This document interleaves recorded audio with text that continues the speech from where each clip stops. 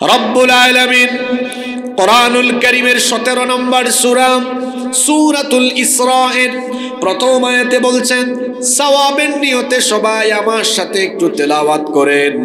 সুবহানাল্লাযী আসরা বিআবদিহি লাইলাম মিনাল মাসজিদিল হারামি ইলাল মাসজিদিল আকসা আল্লাযী বারাকনা হাওলাহু লিনুরিয়াহু মিন আয়াতিনা ইন্নাহু হুয়াস সামিউল বাসীর। সুবহান সেই সত্তা। এই আয়াত শুরু হয়েছে সুবহান দিয়ে। কি দিয়ে? বিপদের সময় আমরা বলি ইন্না লিল্লাহ, খুশির সময় বলি আলহামদু, আর আশ্চর্যজনক কিছু শুনলে বলি সুবহানাল্লাহ। ঠিক না? তাহলে এই আয়াত শুরু হয়েছে কি শব্দ দিয়ে? সুবহান দিয়ে। সবাই বলেন কি দিয়ে? এই সুবহান শব্দের তাফসীর হবে আজকের আলোচনার শেষে। কথা বুঝছেন? এই সুবহান শব্দটির তাফসীর হবে আলোচনার।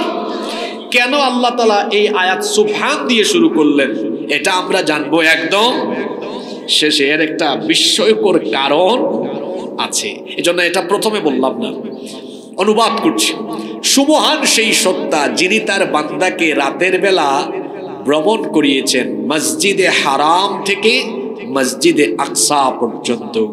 আল্লাযী বারাকনা হাওলাহু, যার চতুর্পাশকে তিনি বরকতময় করেছেন। লিনুরিয়াহু মিন আয়াতিনা, এই সফর আল্লাহ এজন্য করিয়েছেন যাতে তিনি তার বান্দাকে তার নিদর্শন সমূহ দেখিয়ে দিতে পারেন। সুবহানাল্লাহ। তাহলে আল্লাহ তার বান্দাকে সফর করিয়েছেন। আল্লাহ বলছেন মসজিদে হারাম থেকে মসজিদে আকসা পর্যন্ত। বলেন তো দেখি, মসজিদে হারাম এটা কোন দেশে? সৌদি আরবে। জোরে বলেন কোন দেশে? কোন শহরে? মক্কা শহরে। মক্কায় মসজিদে হারাম আর কাবা শরীফ, এটা বলতে আপনারা কি বুঝেন? ওই যে কালো গিলাফ দিয়া মুরানো, এটাকে বলা হয় কাবা ঘর। এটাকে কি বলা হয়? আর কাবা ঘরের চারপাশে যে আঙিনা গড়ে উঠেছে এটাকে বলে মসজিদুল হারাম। এই মসজিদে হারাম থেকে মসজিদে আকসা, এটা কোন দেশে? ফিলিস্তিনে। এতটুকু সফর আল্লাহ তার বান্দাকে করিয়েছেন। কয় রাতে? না এক রাতেও না, লাইলাত বলা হয়েছে, রাতের অল্প কিছু সময়ে। আচ্ছা আপনারা বলেন তো, আপনাদের এই গ্রামের কেউ যদি বলে শোনো আমি গত রাতে রামু থেকে পাকিস্তান গিয়েছিলাম, পাকিস্তান থেকে আমি ইন্ডিয়া গিয়েছিলাম, ইন্ডিয়া থেকে নেপাল গিয়ে ভুটান গিয়ে তারপর আবার রামু চলে আসছে সকালের আগে, আপনারা তারা কি বলবেন? ভালো বলবেন না তার সিরা বলবেন? জোরে বলেন, এটা কি সম্ভব? আচ্ছা ১৩,০০০ বছর আগে এই ঘটনাটি ঘটেছে।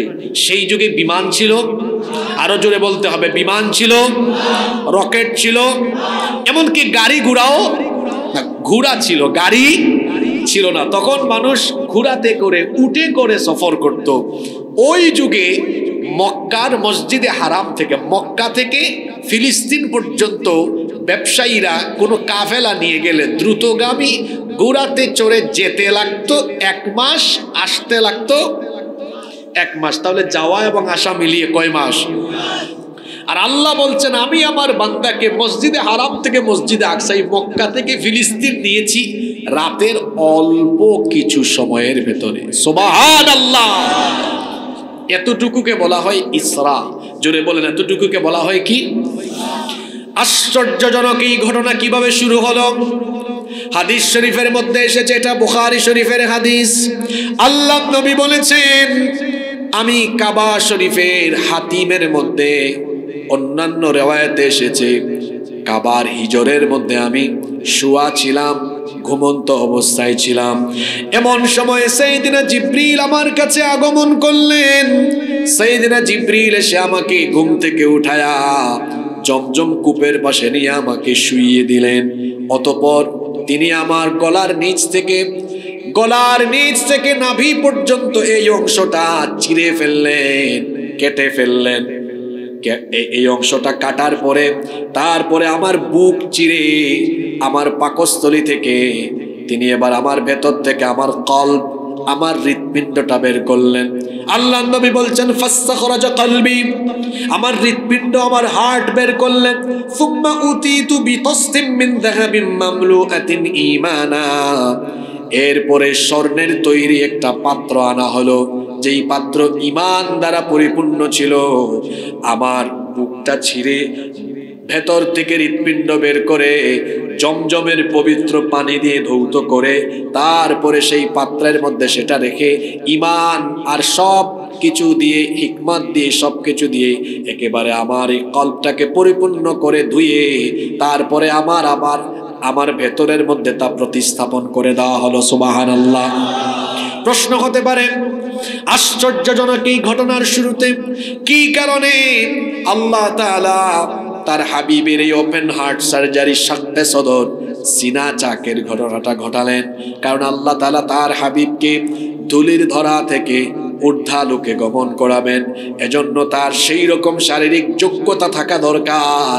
এজন্য আল্লাহ তাআলা নবীজিকে ঊর্ধ্বালোকের গমনের উপযোগী করার জন্য জিবরিল আমিনের মাধ্যমে এই শাক্কে সদর বা সিনা চাক করিয়েছেন। সুবহানাল্লাহ পড়বেন না সবাই? সিনা চাক করা হলো। সিনা চাক করার পরে এটা আবার প্রতিস্থাপন করা হলো। এরপরে আল্লাহর নবী বলছেন সুম্মা উতিতু বিল বুরাক, এরপরে একটা বাহন আনা হলো, যেই বাহনের নাম হলো বুরাক। জোরে বলেন সেই বাহনের নাম কি? বুরাক। বুরাক আরবি শব্দ, এটি বারকুন মূল ধাতু থেকে নিষ্পন্ন হয়েছে, যার অর্থ হলো বিদ্যুৎ। বারকুন শব্দের অর্থ কি? দেখবেন ঝড় তুফানের দিনে যখন আকাশে মেঘ দেখা দেয়, মেঘাচ্ছন্ন আকাশে বিদ্যুৎ চমকায়, আপনারা দেখছেন কিনা? বিদ্যুতের গতি কত? প্রতি সেকেন্ডে 1,86,000 মাইল। আপনারা শুনতেছেন তো? প্রতি সেকেন্ডে 1,86,000 মাইল আলোর গতি প্রতি সেকেন্ডে। আচ্ছা, সেকেন্ডে যদি 1,86,000 মাইল হয়, চিন্তা করছেন মিনিটে কত, ঘন্টায় কত? বুরাক এটি আল্লাহর নবীর জন্য এমন এক স্পেশাল বাহন, এটার গতি বিদ্যুতের থেকেও আরো বেশি। আল্লাহর নবী হাদিসে বলেছেন ইয়াদাউ হাফিরাহু ইনদা মুনতাহা তারফি, এই বাহন, এই জন্তুর চক্ষু যায় যত দূর, তার কদম ফেলে সে তত দূর।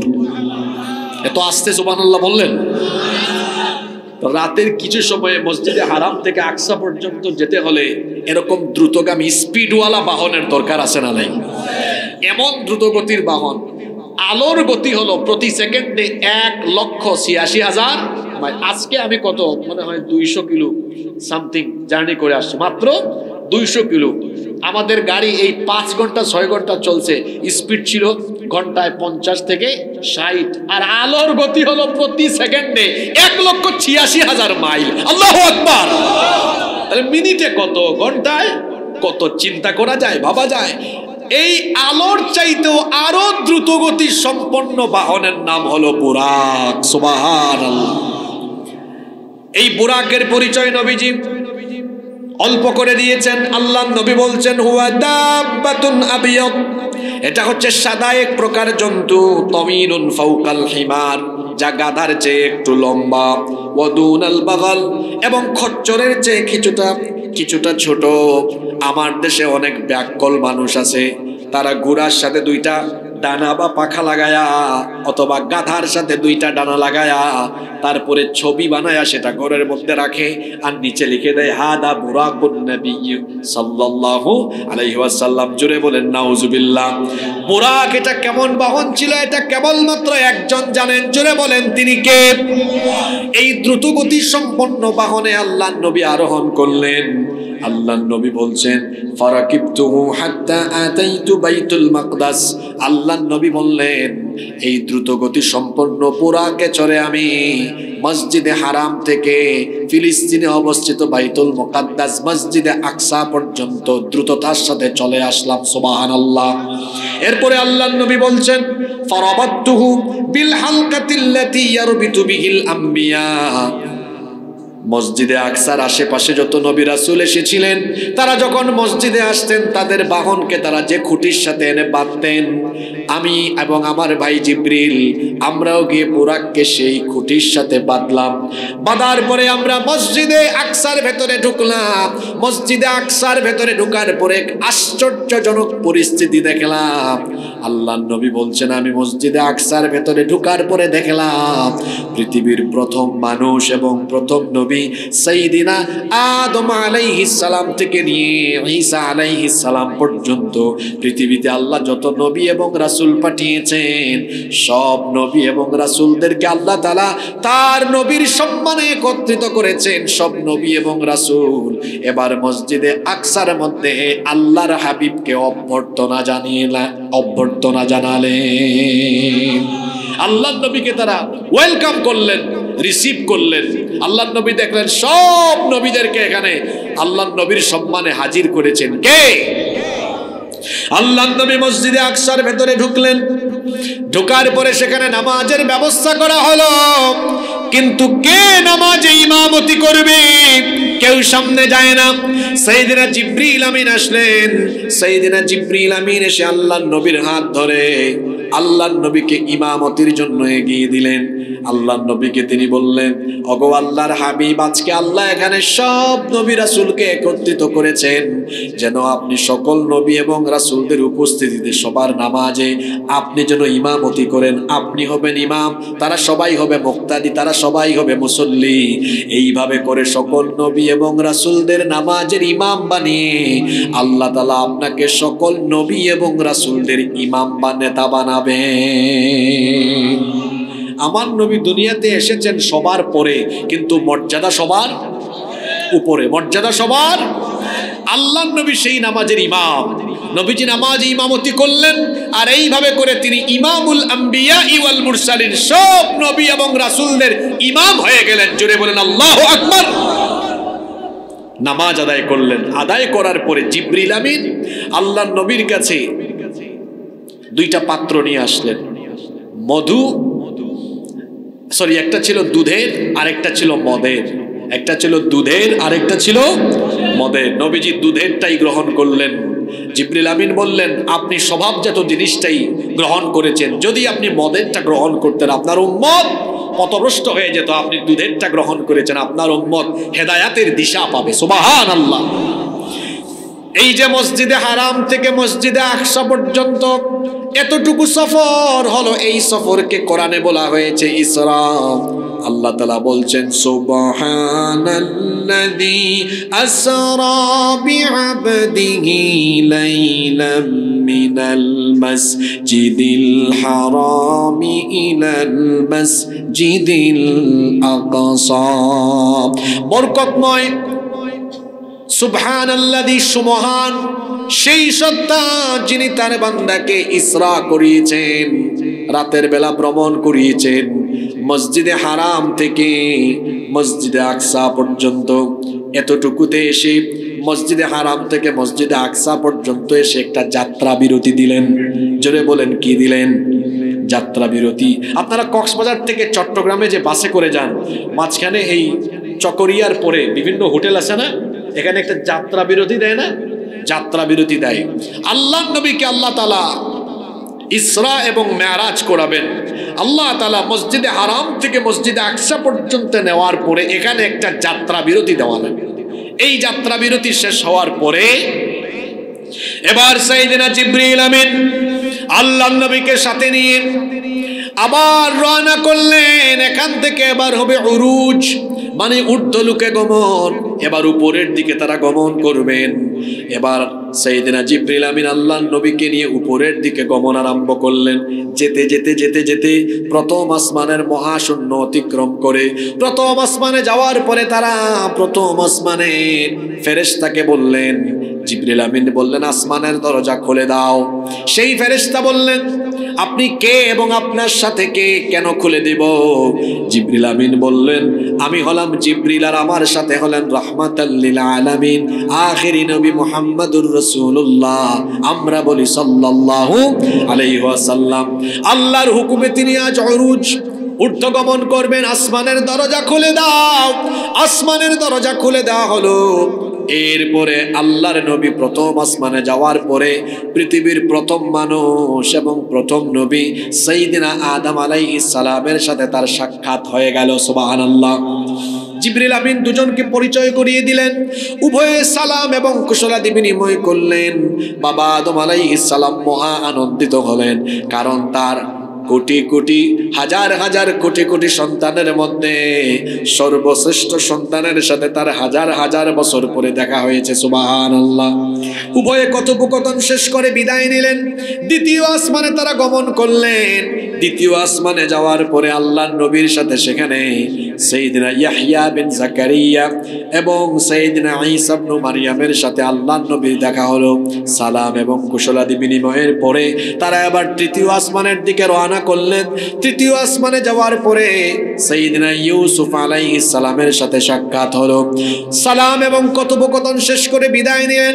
চতুর্থ আসমানে যাওয়ার পরে সাইয়্যিদিনা ইদ্রিস আলাইহিস সালামের সাথে সাক্ষাৎ হলো। সালাম এবং কথোপকথন শেষ করে বিদায় নিলেন। পঞ্চম আসমানে যাওয়ার পরে সাইয়্যিদিনা হারুন আলাইহিস সালামের সাথে সাক্ষাৎ হলো। সালাম এবং কথোপকথন শেষ করে ষষ্ঠ আসমানের উদ্দেশ্যে রওনা দিলেন। সেখানে গিয়ে সাইয়্যিদিনা মূসা আলাইহিস সালামের সাথে সাক্ষাৎ হলো। সালাম এবং কুশলাদি বিনিময়ের পরে মূসা নবীর কাছ থেকে তিনি যখন বিদায় নেবেন, মূসা নবী তখন কান্নাকাটি আরম্ভ করলেন। আল্লাহর হাবিব জিজ্ঞেস করলেন, কি ব্যাপার, আপনি কাঁদেন কেন? মূসা আলাইহিস সালাম তখন বললেন, এই জন্যই আমি কাঁদি, আমার অনেক পরে একজন নবী পৃথিবীতে আসলেন যিনি আখেরি নবী। সেই নবীর উম্মতের সংখ্যা কিয়ামতের দিন আমার উম্মতের চাইতে বেশি হবে। সুবহানাল্লাহ। এই জন্য তিনি কাঁদলেন। অবশেষে কথাবার্তা শেষ করে তারা সপ্তম আসমানে গেলেন। সেখানে যাওয়ার পরে সাক্ষাৎ হলো জাতির পিতা, আমাদের জাতির পিতা যিনি, জোরে বলেন তিনি কে? দেখছেন কারবার, 15 বছর গুতা খাইয়া একটু সাহস করে বলতে পারে না। জোরে বলেন আমাদের জাতির পিতা কে? জোর করে জাতির ঘাড়ে জাতির পিতা চাপিয়ে দেওয়া যায় না। সপ্তম আসমানে যাওয়ার পরে জাতির পিতা আল্লাহর খলিল সাইয়্যিদিনা ইব্রাহিম আলাইহিস সালামের সাথে আল্লাহর নবীর সাক্ষাৎ হলো। ইব্রাহিম আলাইহিস সালাম বাইতুল মামুরের সাথে হেলান দিয়ে বসা ছিলেন। বাইতুল মামুর কি? বাইতুল মামুর হলো ফেরেশতাদের কিবলা। জোরে বলেন বাইতুল মামুর কাদের কিবলা? গোটা বিশ্বের 200 কোটি মুসলমানদের কিবলা হলো কাবা শরীফ। গোটা পৃথিবীর 200 কোটি মুসলমানদের কিবলা হলো কাবা শরীফ। কাবা শরীফ কোথায়? পৃথিবীর একেবারে সেন্টার, পৃথিবীর একেবারে মাঝামাঝি জায়গায় আল্লাহর পবিত্র ঘর কাবা শরীফ অবস্থিত। আর কাবা শরীফের ঠিক একদম উপরে 7 আসমানের উপরে ফেরেশতাদের কিবলা। সেই ফেরেশতাদের কিবলার নাম হলো বাইতুল মামুর। একসাথে 70,000 ফেরেশতা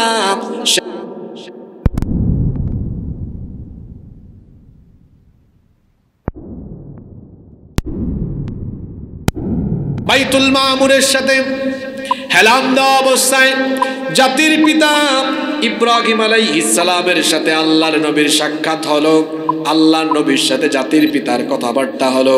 7 আসমান পাড়ি দিয়ে এবার তারা সিদরাতুল মুনতাহায় গমন করলেন। পরে এবার লাস্ট বর্ডার, এটার নাম হলো সিদরাতুল মুনতাহা। সেখানে আল্লাহর নবী সাইয়্যিদিনা জিবরিল আমিনকে সশরীরে তার জীবনে দ্বিতীয়বারের মতো দেখলেন। এর আগেও আল্লাহর নবী বহুবার জিবরিল আমিনকে বলেছেন, ভাই জিবরিল, আমি তোমাকে তোমার নিজের সুরতে দেখতে চাই। আল্লাহর নবী জিবরিল আমিনকে তার জীবনে মাত্র 2 বার জিবরিলের আসল সুরতে দেখেছেন। কথা বুঝে থাকলে বলেন, আল্লাহর নবী সাইয়্যিদিনা জিবরিল আমিনকে জিবরিল আমিনের আসল সুরতে জীবনে কয়বার দেখেছেন? এই ফেরেশতার নাম আমরা অনেক অশুদ্ধ করে বলি জিব্রাইল। কোরআনে হাদিসে এই ফেরেশতার সঠিক নাম এসেছে এভাবে জিবরিল। জোরে বলুন তো ফেরেশতার নামটা কি? জিবরিল আমিন নবীজির কাছে বিভিন্ন সময় বিভিন্ন সুরতে আসতেন। অপরিচিত আগন্তুকের বেশে আসতেন। বেশিরভাগ সময় নবীজির একজন সুন্দর সাহাবী ছিলেন, আল্লাহ নবীর খুব প্রিয় সাহাবী, নাম হলো দাহিয়াতুল কলবি রাদিয়াল্লাহু আনহু। দাহিয়াতুল কলবির সুরত ধরে আসতেন।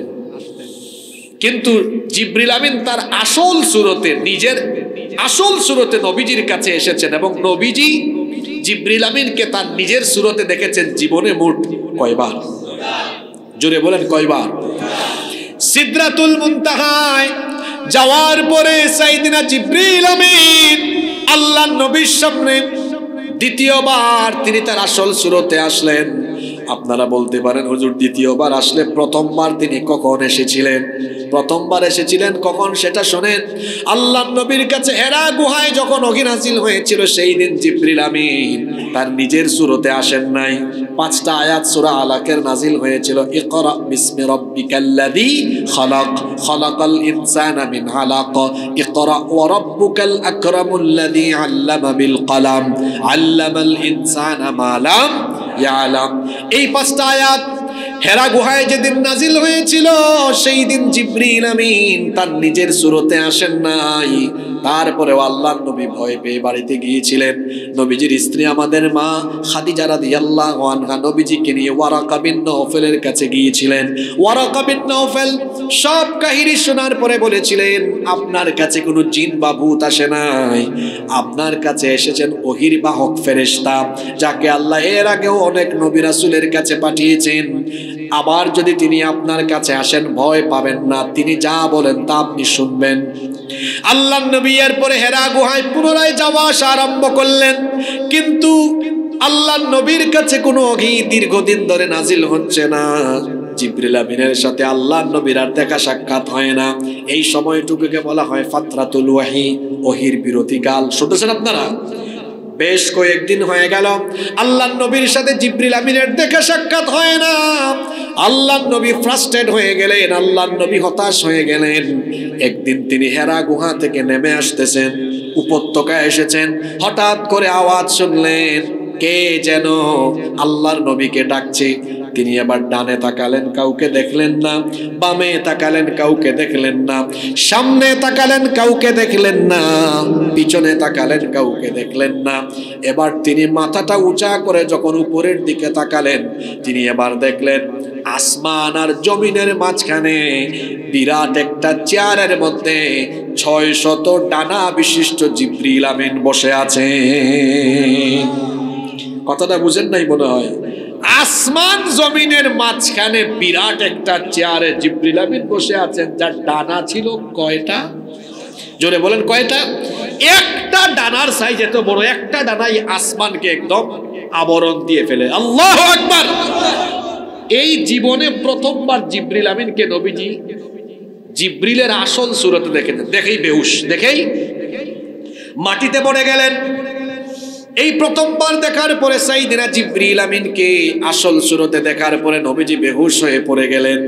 এই ঘটনা আল্লাহ তাআলা কোরআনে কারীমের 53 নম্বর সূরা সূরাতুন নাজমের 5 নম্বর আয়াত থেকে বলছেন, আল্লামাহু শাদীদুল কুওয়া যু মিররাতিন ফাস্তাওয়া ওয়া হুয়া বিল উফুকিল আ'লা ثم دنا فتدلى فكان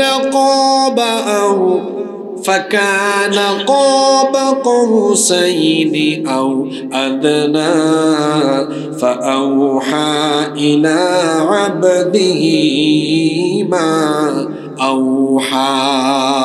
আল্লাহ তাআলা বলছেন আল্লামাহু শাদীদুল কুওয়া, তাকে শিক্ষা দান করে একজন শক্তিশালী ফেরেশতা।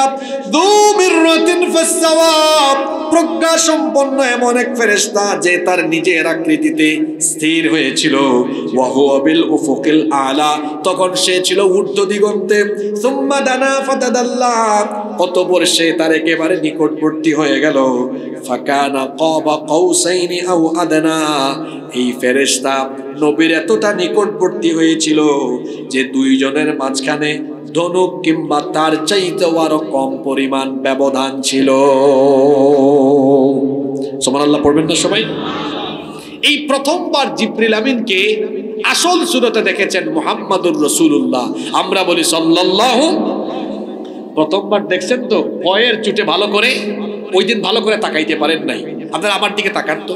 আজকে আমি এখানে আসছি, এই যে ঘরে ভাত খাইলাম এখানে ওঠার আগে কয়েকজন গিয়ে আমার সাথে দেখা করছে, কিন্তু আমার সবার চেহারা এখন আমি বলতে পারবো না। জীবনে প্রথমবার দেখছি, বেশিক্ষণ তাকাইও নাই, শুধু জাহিদ ভাইকে চিনি, জাহিদ ভাই না, জাহিদ ভাই আরো বেশ কয়েকজনকে চিনবো, সবাইকে চিনবো না, কিন্তু যারা টেবিলে আমার সাথে বসে ভাত খাইছে এদের চেহারা একদম চিনবো। এখানেও যে এত মানুষ বসছেন, যাদের দিকে বেশি বেশি তাকাচ্ছি এদের চেহারা মনে থাকবে, যাদের দিকে কম তাকাচ্ছি তাদের চেহারা মনে থাকবে না। জিবরিল আমিনকে নবীজি দেখছেন জীবনে প্রথমবার, ভয় পাইছেন, ভালো করে তাকান নাই, এজন্য ভালো করে সব মনেও রাখতে পারেন না। এরপরে জিবরিল আসলেই বলতেন, ভাই জিবরিল, আপনি যে মানুষের সুরত ধরে আছেন, আমি তো বুঝি, আপনি আসলেই আপনার কথা বলার ধরন দেখে বুঝি এটা আল্লাহর ফেরেশতা জিবরিল, কিন্তু আপনার নিজের সুরতে আমার আরেকবার দেখতে মন চায়। জিবরিল বলতেন, আপনি আল্লাহর কাছে দোয়া করেন, আল্লাহ যখন চাইবেন আবার আপনি আমাকে দেখতে পারবেন। আল্লাহ তাআলা এবার জিবরিলকে আবার দেখাচ্ছেন ওই সিদরাতুল মুনতাহায়। যখন 7 আসমানের উপরে সিদরাতুল মুনতাহায় গেলেন, জিবরিল আমিন এবার বললেন, নবী আপনি কয়েকদিন ধরে বলতেছেন আমারে দেখবেন, তাকান আমার দিকে, আমি জিবরিল এবার নিজের আসল সুরতে আপনার সামনে আমি আবার আত্মপ্রকাশ করব। আল্লাহু আকবার। এই কথা এসেছে সূরা নজমের 13 নম্বর আয়াতে। আল্লাহ বলছেন, ওয়ালাকাদ রাআহু নাজলাতান উখরা ইনদা সিদরাতিল মুনতাহা ইনদাহা জান্নাতুল মাওয়া।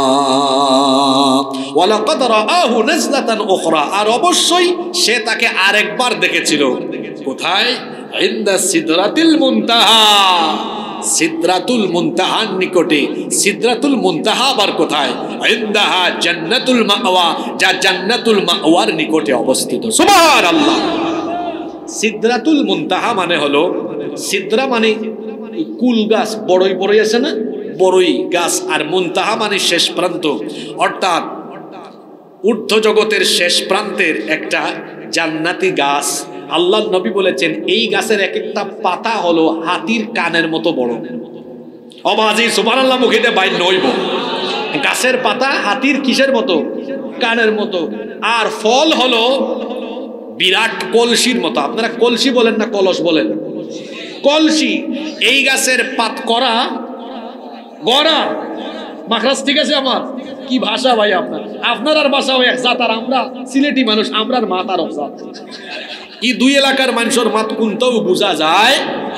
দুই ভাটিরে দুই দিকে উবা করাই দিলে তারা তারার মাতবো, বাদ বাকি সবে হইবা হায় রে হায়, আমরা মাঝখানো আলু ভর্তা ডাই লইছি, কোনটাও বোঝা যাইছে না। কি ভাষা আপনাদের, হায় বাপরে বাপ। হ্যাঁ, সিলেট আর চট্টগ্রাম এক জায়গায় আহত, আরেক জায়গায় নিহত। তবে এখানে একটা জিনিস আছে, সেটা হলো বাংলাদেশের এই দুই অঞ্চলের মানুষের স্বকীয়তা আছে। না, স্বকীয়তা আছে। কিভাবে? তাদের আলাদা বর্ণমালা আছে, আলাদা ভাষা আছে, একটা স্বকীয়তা আছে না? মানে এই দুই পার্টি তারা তারার কথা বললে বাকিরা কেউ বুঝবে না। এখানে আপনাদের চট্টগ্রামের ভাষা খুব সুন্দর, অবাজি ক্যানাস গমাসনে। হ্যাঁ, আর আমাদের সিলেটে গেলে হয় বাবাইসা বায়ুকা আউকা বউকা খাউকা যাউকা, আউকা বউকা খাউকা যাউকা। আর আপনাদের এখানে আসলে তো মানুষ তাকায় থাকে, কি বলে বাপরে বাপ। নামাজকে কি বলেন আপনারা? নামাজ না নোয়াজ। রোজাকে কি বলেন? লুজা। জাকাতকে কি বলেন? জহাত। ঠিক আছে না? মাখরাজ ঠিক আছে। খুব সুন্দর ভাষা আপনার। আবার চট্টগ্রামের ভাষার মধ্যে অনেক আরবি ভাষা আছে, আলহামদুলিল্লাহ। আবার এই চট্টগ্রাম সিলেটের অনেক মিলও আছে। দুইটাই হলো পিরাউলিয়ার ভূমি, একটা হলো 360 আউলিয়ার ভূমি, আর একটা হলো 12 আউলিয়ার ভূমি। আবার দুই অঞ্চলের কালচারে মিল আছে, কালচারে সবই মিল আছে, ভাষা ছাড়া আর বাদ বাকি সব মিল আছে। যাই হোক, আঞ্চলিকতা আমাদের বড় পরিচয় নয়, আমাদের বড় পরিচয় আমরা মুসলমান। আমাদের বড় পরিচয় কি? আমরা একজন আরেকজনকে ভালোবাসি ইমানের কারণে, ইমানি সম্পর্কের কারণে। আমাদের একজনের প্রতি আরেকজনের ভালোবাসা লিরিদাইল্লাহ লিওয়াজহিল্লাহ, কার সন্তুষ্টির জন্য? আরো জোরে বলেন, কার সন্তুষ্টির জন্য? তো বলছিলাম সিদরাতুল মুনতাহা, এটা হলো শেষ প্রান্তের একটা জান্নাতি গাছ। এই গাছের পাতা হলো কিসের কানের মতো? হাতির কানের মতো। আর ফল হলো বৃহদাকার কলসির মতো। সিদরাতুল মুনতাহা আল্লাহর নবী জিবরিল আমিনকে দেখলেন, দেখার পরে দেখলেন হায় হায় হায় 600 ডানা, এত বিরাট আকৃতি, তার এত বিরাট দেহ, এক একটা ডানা এত বিশাল যে এক একটা ডানা এক একটা বিশাল আসমানকে আবরণ দিতে পারে। আল্লাহু আকবার। এবার আরেকটা বাহন আনা হলো, এটার নাম রফরফ। এটার নাম কি? বুরাকের কাজ এখানে শেষ। এবার রফরফ দিয়ে এবার সিদরাতুল মুনতাহা থেকে সরাসরি মহান আল্লাহ পাকের সান্নিধ্যে নবীজিকে নেওয়া হচ্ছে। সুবহানাল্লাহ।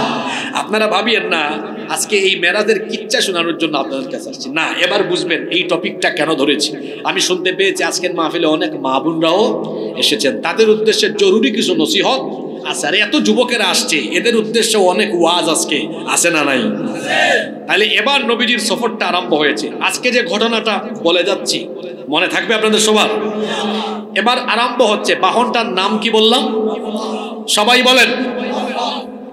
এবার রফরফ নামক বাহনে চড়ে ঊর্ধ্বলোকে গমন হবে, সরাসরি মহান আল্লাহ পাকের সান্নিধ্যে আল্লাহর হাবিব চলে যাবেন। সুবহানাল্লাহ পড়বেন না? এখানে একটা বিষয় আপনাদেরকে বলে রাখি, নবীজি কি সেই দিন মেরাজ, সেই রাতে, মেরাজের রাতে তিনি কি আল্লাহ তাআলাকে নিজের চোখে সরাসরি দেখেছিলেন? একজন বলেই ফেলছে, মানে ইবনে কাসিরের চেয়ে বড় ইবনে কাসির এখানে আছে। চিন্তা করছেন? আগে আপনি শোনেন, মেরাজের সেই রাতে রসুল কি আল্লাহ পাককে সরাসরি নিজের চোখে দেখেছিলেন কিনা, এই ব্যাপারে সাহাবীদের মধ্যে দুই দলের দুই মত আছে। জোরে বলেন, দুই দলের কয়টা মত আছে? হাতে গোনা কয়েকজন সাহাবী বলেছেন হ্যাঁ, আল্লাহ পাক সেই রাতে তার হাবিবকে দিদার দিয়েছিলেন, অর্থাৎ রসুল সেই দিন আল্লাহ পাককে দেখেছিলেন, তবে চোখের দেখা নয়, অন্তর দিয়ে দুইবার দেখেছিলেন। এটা কে বলেছেন? এটা বলেছেন রাইসুল মুফাসসিরিন আব্দুল্লাহ ইবনে আব্বাস রাদিয়াল্লাহু আনহুমা। তিনি বলছেন মেরাজের সেই রাতে নবী করিম সাল্লাল্লাহু আলাইহি ওয়াসাল্লাম তিনি আল্লাহ তাআলাকে সরাসরি নিজের চোখে নয় বরং অন্তর দিয়ে দেখেছেন। কয়বার? দুইবার। তার সাথে আরো কয়েকজন সাহাবী এই মত পেশ করেছেন। আর আমাদের মা নবীজির বিবি আম্মাজান আয়েশা রাদিয়াল্লাহু আনহা। আচ্ছা, এখন আপনারা আগে বলেন তো দেখি, নবীজিকে কাছ থেকে, একদম কাছ থেকে দেখেছেন ঘরের মানুষ না বাইরের মানুষ? আরো জোরে বলতে হবে। নবীজির কাছ থেকে জ্ঞান নিয়েছেন বেশি ঘরের মানুষ না বাইরের মানুষ? ঘরের মানুষ। আম্মাজান আয়েশা রাদিয়াল্লাহু আনহা তিনি এবার বলছেন, কিছু সাহাবীরা এসে আমাকে জিজ্ঞেস করলেন সেই মেরাজের বিস্ময়কর আশ্চর্যজনক ঘটনার রাতে রসুলে পাক কি আল্লাহ তাআলাকে দেখেছিলেন? আম্মাজান আয়েশা রাদিয়াল্লাহু আনহা বলছেন, এই প্রশ্ন শুনে আমার গায়ের লোম দাঁড়িয়ে গেল। আমি বললাম, কি করে এমন কথা তোমরা বলতে পারলে? সেই রাতে, মেরাজের সেই রাতে রসুলে পাক সাল্লাল্লাহু আলাইহি ওয়াসাল্লাম আল্লাহ তাআলাকে দেখেন নাই। আল্লাহ তাআলাকে দেখেন নাই। তিনি বললেন, যে ব্যক্তি এই তিনটা কথা বলবে সে ব্যক্তি মিথ্যাবাদী। এক নাম্বার, যে বলবে মেরাজের রজনীতে রসুলে পাক আল্লাহ পাককে দেখেছেন সেই ব্যক্তি হলো মিথ্যাবাদী। দুই নাম্বার কথা তিনি বললেন, যে ব্যক্তি বলবে রসুলে পাকের কাছে আল্লাহ পাকের তরফ থেকে যে ওহী এসেছে, ওহীর কোনো অংশ নবীজি গোপন করেছেন, এই কথা যে বলবে সে হলো মিথ্যাবাদী। এরপরে তিন নাম্বার কথা তিনি বলেছেন, সূরা লুকমানের 34 নম্বর আয়াতে আল্লাহ তাআলা 5টা বিষয়ের কথা বলেছেন। কেউ যদি বলে এই 5টা বিষয় রাসূল জানেন তাহলে সেই লোক মিথ্যাবাদী। এবার তিনি সূরা লুকমানের 34 নম্বর আয়াত তেলাওয়াত করে শোনালেন, ইন্নাল্লাহা ইনদাহু ইলমুস সাআতি ওয়া ইউনাজ্জিলুল গায়থা ওয়া ইয়ালামু মা ফিল আরহাম ওয়া মা তাদরি নাফসুম মাযা তাকসিবু গাদাও ওয়া মা তাদরি নাফসুম বিআইয়ি আরদিন তামুত ইন্নাল্লাহা আলীমুন খাবীর। তিনি বলছেন, নিশ্চয়ই কিয়ামতের জ্ঞান, কিয়ামত কোন দিন হবে এটা একমাত্র জানেন কে? কেউ যদি বলে কিয়ামতের দিন রাসূল জানতেন সে মিথ্যাবাদী। আম্মা জান আয়েশা রাদিয়াল্লাহু আনহা বলছেন, বৃষ্টি কোন সময় হবে এটা আল্লাহ জানেন, 3 নাম্বার মায়ের রেহেমের ভেতরে কি আছে এটা কে জানেন? 4 নাম্বার আগামীকাল মানুষ কি অর্জন করবে সেটা কে জানেন? 5 নাম্বার কে কোন জায়গায় মারা যাবে এটা কেবল যিনি জানেন, জোরে বলেন তিনি কে? এই যে কথাগুলো বললেন তার মধ্যে প্রথম কথা তিনি বললেন, যে ব্যক্তি বলবে আল্লাহ পাককে রসুলে পাক দেখেছেন সে সত্যবাদী না মিথ্যাবাদী? তাহলে মেরাজের রাতে রসুলে পাক আল্লাহ পাককে দেখেছেন কি না এ ব্যাপারে সাহাবীদের কয়টা মত আছে? জোরে বলেন কয়টা?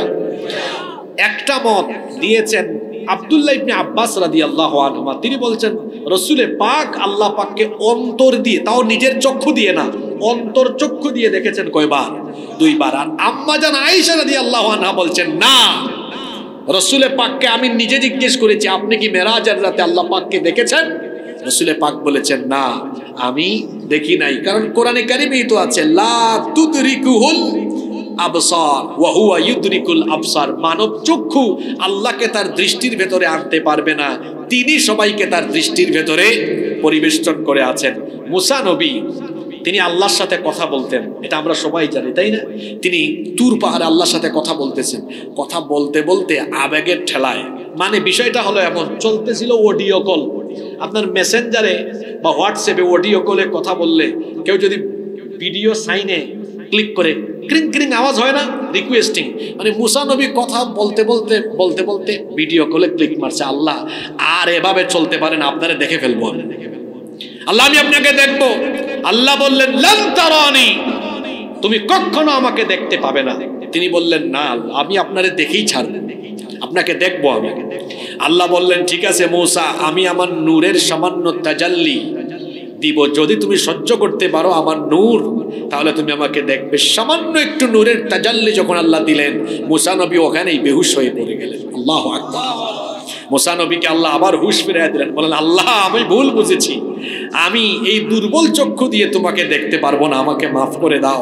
দুনিয়ার দুর্বল চক্ষু দিয়ে মানুষ আল্লাহ তাআলাকে দেখতে পারবে না, তবে হ্যাঁ অবশ্যই আল্লাহ তাআলাকে সরাসরি দেখা যাবে। কখন? জান্নাতে জান্নাতীরা সরাসরি তাদের চোখের সামনে মহান আল্লাহকে দেখতে পাবে। সুবহানাল্লাহ। একদিন সাহাবীরা নবীজিকে জিজ্ঞেস করলেন হাল নারা রাব্বুনা ইয়াউমাল কিয়ামাহ, ওগো আল্লাহর রাসূল কিয়ামতের দিন আমরা কি আমাদের রবকে নিজের চোখে সামনাসামনি দেখতে পাবো? রাসূল বললেন আচ্ছা বলো তো, পরিষ্কার আকাশে রাতের বেলা চাঁদ দেখতে তোমাদের কষ্ট হয় নাকি? সাহাবীরা বললেন না। নবীজি বললেন পরিষ্কার আকাশে দিনের বেলা সূর্য দেখতে তোমাদের কষ্ট হয় নাকি? সাহাবীরা বললেন না। আল্লাহর নবী বললেন পরিষ্কার আকাশে যেমন সূর্য আর চাঁদ দেখতে কষ্ট হয় না, ঠিক তেমনি কিয়ামতের দিন তোমাদের চোখের সামনে আল্লাহকে দেখতেও কোনো সমস্যা হবে না, চোখের সামনে মন ভরে তোমরা তোমাদের রবকে দেখতে পাবে। আল্লাহ সেই পবিত্র অনুষ্ঠানে তুমি আমাদেরকে শামিল করে দিও। আরো আসতে বলেন আমিন। তাহলে এই দুইটা মতামত পাইলাম। একজন বলেছেন অন্তর দিয়ে দেখেছেন, আরেকজন বলেছেন না দেখেন নাই। আচ্ছা আপনাদের কমন সেন্সের উপর ছেড়ে দিলাম। আচ্ছা ঘরের তত্ত্বটা নেওয়া উচিত না বাইরের তত্ত্বটা নেওয়া উচিত? জোরে বলেন। এজন্য সংখ্যাগরিষ্ঠ মুফাসসিরিন মুহাদ্দিসিন এবং ফুকাহারা আম্মা জান আয়েশা রাদিয়াল্লাহু আনহার এই রিওয়ায়াতকে গ্রহণ করে বলেছেন রাসূলে পাক মেরাজের রাতে আল্লাহর সাথে কথা বলেছেন, আল্লাহর সান্নিধ্যে গিয়েছেন, কিন্তু আল্লাহর দিদার লাভ হয়নি। আল্লাহ তাআলা এবার তার হাবিবকে তার কুদরতের কিছু নিদর্শন দেখানো আরম্ভ করলেন। যেই জান্নাত আর জাহান্নামের কথা আমরা বলি ওয়াজ করি, এবার আল্লাহ তার হাবিবকে জান্নাত আর জাহান্নামের চিত্র সরাসরি ওই রাতে দেখিয়েছেন। আল্লাহু আকবার। এবার শুনেন, এত গুনাহ যে করেন, কোন গুনার কোন শাস্তি রাসূলকে আল্লাহ সেদিন দেখালেন। মনোযোগ আছে? কষ্ট হচ্ছে আপনাদের? আল্লাহর নবীকে নিয়ে এমন এক জায়গা দিয়ে যাওয়া হলো, আল্লাহর রাসূল বললেন আমাকে এমন এক দল লোকের পাশ দিয়ে নিয়ে যাওয়া হচ্ছিল। আমি লক্ষ্য করে দেখলাম তাদের সামনে একটা পাত্রে গোশত রান্না করে রাখা, পাশে আরেকটা পাত্রে পচা এবং দুর্গন্ধযুক্ত গোশত রাখা। আশ্চর্য ব্যাপার, এই লোকগুলো ভালো গোশতের বাটি পাত্র থেকে ভালো গোশত ভক্ষণ না করে অন্য সেই বাটি থেকে পাত্র থেকে পচা এবং দুর্গন্ধযুক্ত কাঁচা গোশত তারা ভক্ষণ করছে। আমি আমার ভাই জিবরিলকে বললাম, জিবরিল এরা ভালো গোশত রেখে পচা গোশত খায় কেন?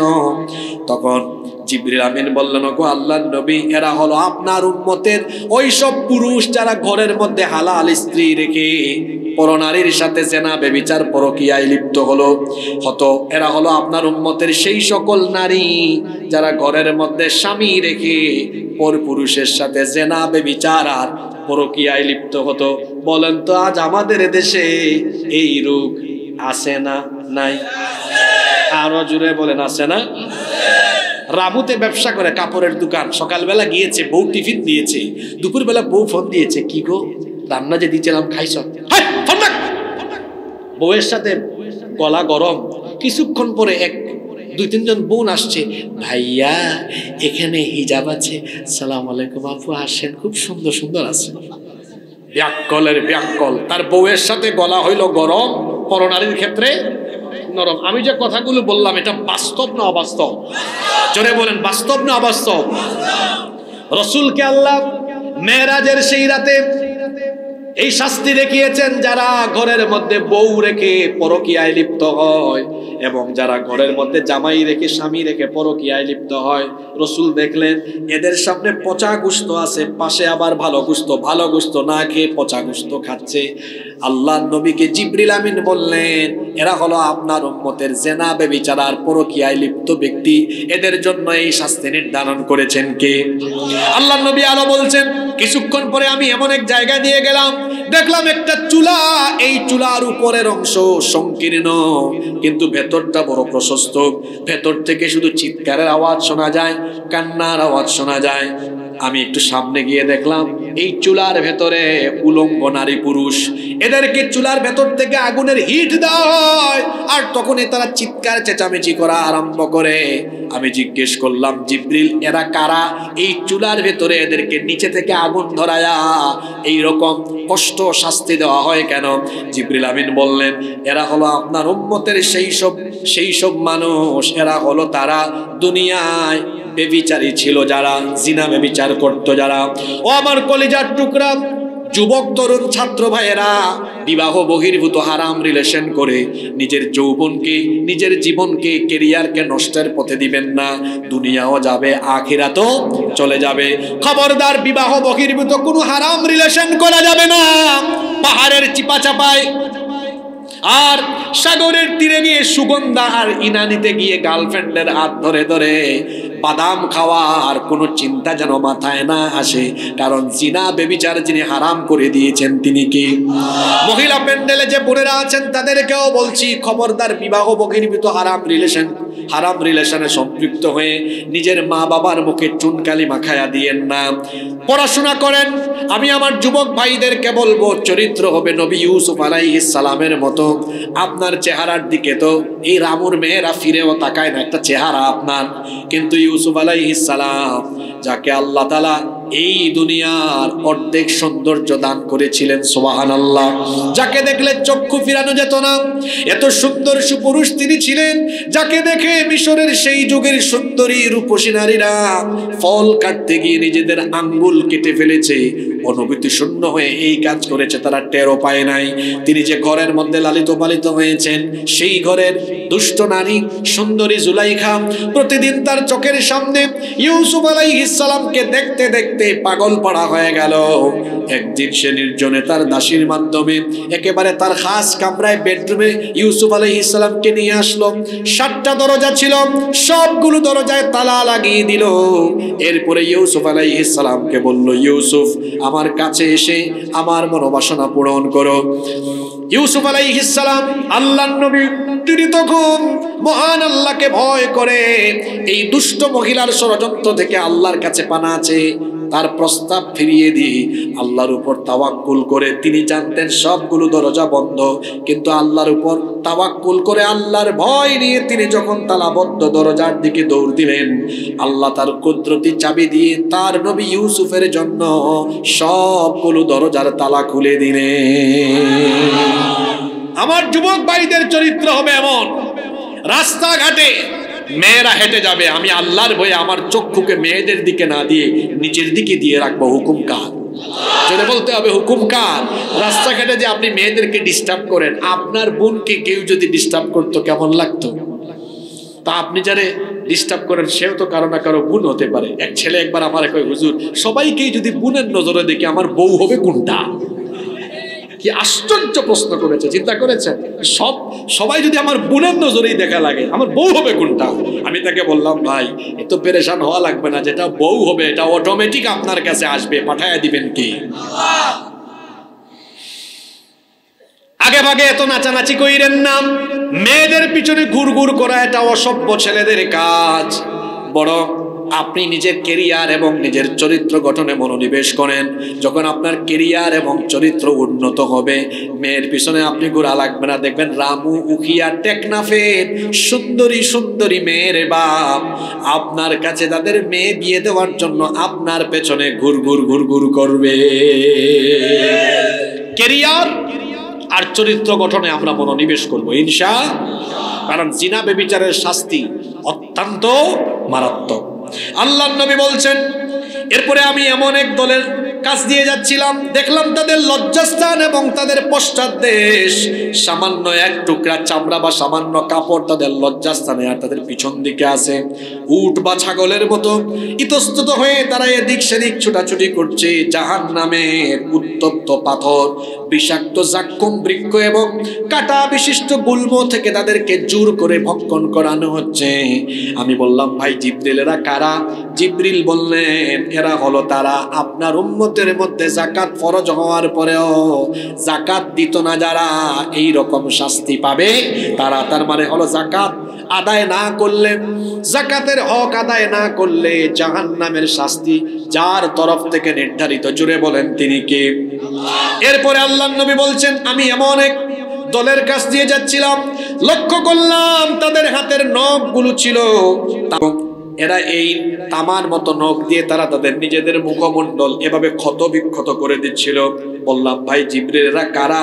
এরা কেন নিজের পিতলের তৈরি তামার তৈরি নখ দিয়ে তারা কেন নিজের মুখমণ্ডলকে এভাবে ক্ষত বিক্ষত করছে?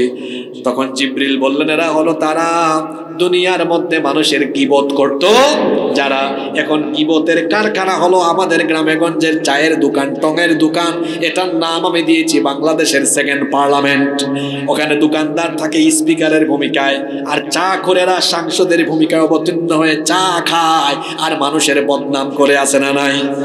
খবরদার, গীবত আর চুগলখুরি থেকে আমাদেরকে বেঁচে থাকতে হবে। আর এই কাজে পুরুষের চাইতে নারীরা অনেক বেশি এগিয়ে আছে। দেখা যায় ঘরের একজনের কথা আরেকজনের কাছে লাগায়া দুই তিন ভাইয়ের এত সুন্দর পরিবার তছনছ করে দেয়, আছে না নাই?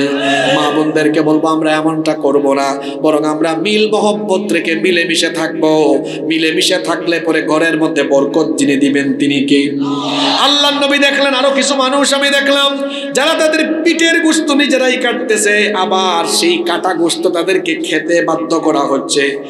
আমি বললাম, জিবরিল এরা কারা? বললেন, এরা হলো তারা যারা মরা ভাইয়ের গোশত খেত, মানুষকে তুচ্ছ তাচ্ছিল্য করত। এরপরে আল্লাহর নবী বলছেন, আমি এমন এক দলের কাছ দিয়ে গেলাম যে মাথার পিছনে হেলান দিয়ে বসেছিল, আরেক ব্যক্তি লোহার ছুরি নিয়ে তার পাশে বসা। সেই ছুরি দিয়ে ওই ব্যক্তির মুখমণ্ডলের এক পাশ ঠোঁট, গাল, নাক কেটে টুকরা টুকরা করছে, আর এক পাট কেটে ফেলতেছে। এইভাবে করে তাকে ক্ষত বিক্ষত করা হচ্ছে। জিজ্ঞেস করলাম, এরা কারা? জিবরিল আমিন বললেন, এরা হলো তারা যারা মিথ্যাচার করত, মানুষের নামে বদনাম, মানুষের নামে তথ্য সন্ত্রাস করে মিথ্যা তথ্য ছড়িয়ে দিত। এই লোকদেরকে এমন শাস্তির ব্যবস্থা করেছেন যিনি। জুড়ে বলেন তিনি কে? আল্লাহর নবী বললেন, যারা মেম্বার চেয়ারম্যান হয়ে এমপি মন্ত্রী হয়ে জনগণের সম্পদ আমানতের খেয়ানত করে নিজের পেটের ভেতরে ঢুকায়। আমার দেশে কোনো কিছুর অভাব নাই, আছে শুধু ভালো মানুষের অভাব। দেখবেন বেশিরভাগ ক্ষেত্রে অনেক লোক আছে দায়িত্ব পেলে পড়ে একেবারে চাটার মতো চেটে পুটে খেয়ে জনগণের সম্পদ নিজের সম্পদ মনে করে ভক্ষণ করে সম্পদের পাহাড় গড়ে। গত 15 বছর আপনারা দেখেছেন চাটার দল চেটে পুটে খেয়ে এই বাংলাদেশকে লুটপাট করে একেবারে শেষ করে ফেলেছে, ঠিক কিনা?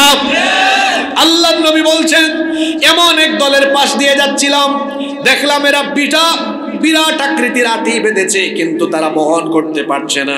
যখনই তারা বহন করতে চায় তখনই সেই আটি তাদের কাছ থেকে পড়ে যায়। বললাম জিবরিল এরা কারা?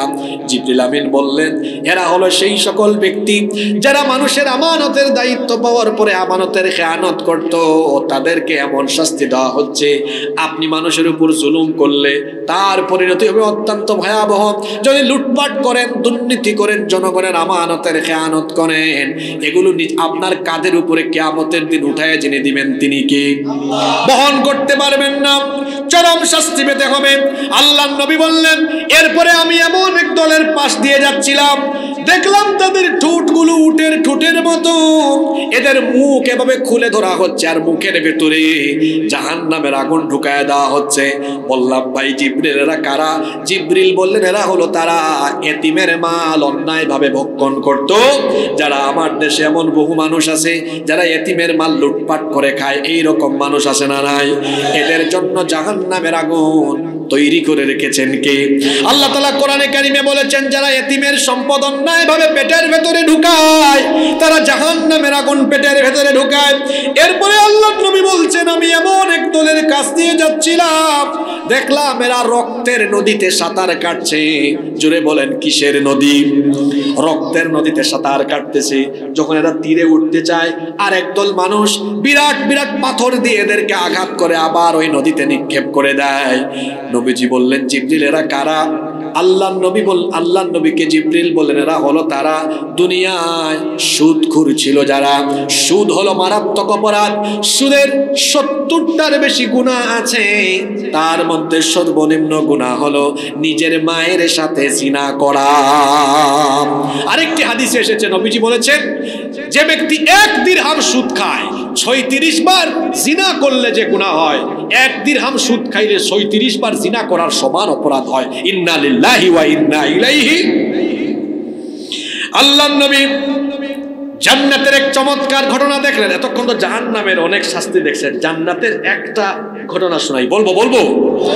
আল্লাহর নবী জান্নাতের পাশ দিয়ে যাচ্ছেন, হঠাৎ করে এক চমৎকার সুগন্ধি তিনি তার নাকে পেলেন। বললেন জিবরিল এত চমৎকার সুগন্ধি কোথা থেকে আসতেছে?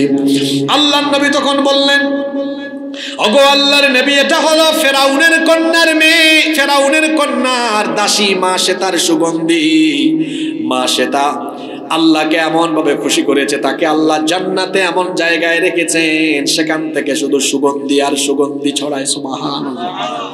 মা শ্বেতা নামটা হলো মা শ্বেতা, ফেরাউনের কন্যার দাসী ছিল। ঘটনাটা ছিল এইরকম, ফেরাউনের কন্যার দাসী এই মা শ্বেতা একদিন ফেরাউনের কন্যার মাথার চুল আঁচড়ে দিচ্ছিল, তার হাত থেকে চিরুনি পড়ে গেল। তখন সে চিরুনিটা বিসমিল্লাহ বলে তুললো। জোরে বলেন কি বলল? ফেরাউনের মেয়ে বলল তুমি এই চিরুনি উঠানোর সময় কি বললে? সে বলল বিসমিল্লাহ, আল্লাহর নামে। ফেরাউনের মেয়ে বলল তুমি কি জানো না এই মিশরের খোদা হলো একজন, তিনি আমার বাপ ফেরাউন। তুমি আবার কোন খোদার ইবাদত করো? এবার ফেরাউনের কন্যা বলল মানুষ কখনো মানুষের খোদা হতে পারে না, আমার রব যিনি তিনি কে? ফেরাউনের কন্যা ফেরাউনকে বলে দিল। ফেরাউন এবার মা শ্বেতাকে ধরে আনলো, বলল মা শ্বেতা এখনো সময় আছে, তুই ঈমান ছাড়, আমার উপর ঈমান আন, নইলে জীবনের মায়া ছাড়। মা শ্বেতা বললেন আমি জীবনের মায়া ছাড়তে পারি কিন্তু ঈমান আমি ছাড়তে পারি না। আল্লাহু আকবার। ঈমানদার তো এমনই হয়, সে জীবন দিতে পারে কিন্তু ঈমান বাতিলের কাছে দিতে পারে। ফেরাউন বলল তোর সন্তানদেরকে তোর চোখের সামনে আগুনে পুড়ায় মারব। এরপরেও মা শ্বেতা বললেন অসুবিধা নাই, তার চোখের সামনে তার সন্তানদেরকে আগুনে পুড়ায়া মারা হলো। মা শ্বেতার একটা দুধের শিশু ছিল, কুলের বাচ্চা। এবার ফেরাউন বলল দেখ মা শ্বেতা, অন্যান্য গুলোকে তো আমি মেরে ফেলেছি তোর চোখের সামনে, এবার তোর এই দুগ্ধ শিশু আর তোকে দুইজনকে আমি একসাথে ফেলবো, তোর দুধের শিশুর জন্য কি তোর একটু মায়া নাই? এই কথা যখন ফেরাউন বলল মা শ্বেতা চিন্তা করলেন অন্তত এই দুধের শিশু এটার জন্য আমি কি করতে পারি। তার মনটা যখন কিছুটা দুর্বল হয়ে গেল তখন এই কুলের বাচ্চা যার জবান নাই তার জবান যিনি খুলে দিলেন তিনি কে? কয়েকটি বাচ্চা কুলে থাকা অবস্থায় কথা বলেছে। ওই যে ইউসুফ নবীর সাক্ষ্য গ্রহণের সময় একটা শিশু যে কোলে ছিল, দুগ্ধ শিশু ছিল, তার জবান খুলে দিয়েছিলেন কে? বনী ইসরাঈলের আল্লাহর ওলি জুরাইজ যখন এক বেশ্যা নারীর ফিতনায় পড়েছিলেন, সেই সময় আরেকটা শিশুর জবান খুলে দিয়েছিলেন কে? আর এখানে মাসে তার দুগ্ধ শিশু, তার প্রতি তিনি যখন দুর্বল হয়ে গিয়েছিলেন, কি করবেন চিন্তা করে পাচ্ছিলেন না, তখন এই বাচ্চা শিশুর জবান খুলে দিলেন কে? এই শিশু তখন বলল, মা এত চিন্তা করো না, তুমি মনে করতেছো ফেরাউন যে আগুন জ্বালিয়েছে, এই আগুন আমাদের জন্য কষ্টদায়ক কখনোই না। আপনি এখানে ঝাঁপ দিয়ে দেখেন, এই আগুন আপনার আর আমার জন্য ফেরাউনের আগুন নয়, এটা আমাদের জন্য আল্লাহর জান্নাতের ফুল বাগান হয়ে যাবে। তাকে ফেলে দেওয়া হয়েছিল, তার শাহাদাতে আল্লাহ খুশি হয়েছেন। জিবরিল আমিন বললেন, নবী এটা হলো ওই ফেরাউন কন্যা, ফেরাউন কন্যার দাসী মাসেতা, সে যে জান্নাতে গিয়েছে, তার জান্নাত থেকে সুগন্ধি আসতেছে। সুবহানাল্লাহ। সম্মানিত ভাইয়েরা, এইভাবে আল্লাহ তাআলা তার নবীকে জান্নাত জাহান্নামের বহু নিদর্শন দেখালেন, কোন পাপে কোন শাস্তি হয় দেখালেন। আল্লাহর নবী ফিরে আসতেছেন, কষ্ট হচ্ছে নাকি আপনাদের? মোনাজাত দিয়ে দিব না একদম শেষ পর্যন্ত যাব? শেষ পর্যন্ত যাব তো? আল্লাহর নবীকে এবার আল্লাহ তাআলা ফিরাইয়া দিবেন। এটা কি কয়েক রাতের ঘটনা না ওই রাতের ভেতরে ঘটতেছে? একটা শব্দের ব্যাখ্যা বাকি আছে না? দেখি কে মনে রাখছেন শব্দটার নাম কি? সুবহান। ওটা কিন্তু এখনো বাকি রাখছি আমি। এগুলো কি কয়েক রাতের ঘটনা না এক রাতের কিছু সময়ের ঘটনা? জোরে বলেন। এক রাতের কিছু সময়ের। আল্লাহর নবী এবার ফিরে আসবেন। আল্লাহ তাআলা বললেন, ও নবী খালি হাতে যাবেন নাকি? আপনার উম্মতের জন্য কি কিছু নেবেন না? আমি আপনার উম্মতের জন্য হাদিয়া হিসাবে, উপহার হিসাবে 50 ওয়াক্ত নামাজ দিয়ে দিলাম। জোরে বলেন তো কত ওয়াক্ত? আল্লাহর নবী খুব খুশি। খুশি হয়ে আল্লাহর নবী ফিরে আসতেছেন। ষষ্ঠ আসমানে এসে মুসা নবীর সাথে দেখা হয়ে গেল। মুসা নবী বললেন, আল্লাহ আপনাকে কি উপহার দিলেন? আল্লাহ নবী খুশি হয়ে বললেন, আমার আল্লাহ আমাকে আমার আর আমার উম্মতের জন্য 50 ওয়াক্ত নামাজ দিয়েছেন। মুসা নবী বললেন, আমি আপনার আগের নবী, সিনিয়র হিসাবে আমার তো অভিজ্ঞতা আছে, অভিজ্ঞতা থেকে বলছি আপনার উম্মত 50 ওয়াক্ত নামাজ আদায় করতে পারবে না। আপনি আল্লাহর কাছে ফিরে যান, আবেদন করেন তিনি যেন একটু কমায়া দেন। আল্লাহর নবী মুসা আলাইহিস সালামের পরামর্শে আল্লাহর কাছে আবেদন করলেন। আল্লাহ তাআলা 10 ওয়াক্ত কমায়া দিলেন। হইল কত ওয়াক্ত? 40 ওয়াক্ত। ফিরে আসার সময় মুসা নবী বললেন, না, আবারও আল্লাহর কাছে আবেদন করেন তিনি যেন আরেকটু কমায় দেন। আল্লাহর নবী আবার আবেদন করলেন, আরো 10 ওয়াক্ত কমানো হলো। এখন হইল কত ওয়াক্ত? 30 ওয়াক্ত নিয়ে ফিরে আসতেছেন। মুসা নবী মানা করলেন, ফিরে যাইয়েন না, আল্লাহর কাছে আবেদন করেন তিনি যেন আরেকটু কমায় দেন। আল্লাহর নবী আবেদন করলেন, আরো 10 ওয়াক্ত কমায় দেওয়া হলো। এখন হইল কত ওয়াক্ত? 20 ওয়াক্ত। 20 ওয়াক্ত নিয়ে ফিরে আসতেছেন।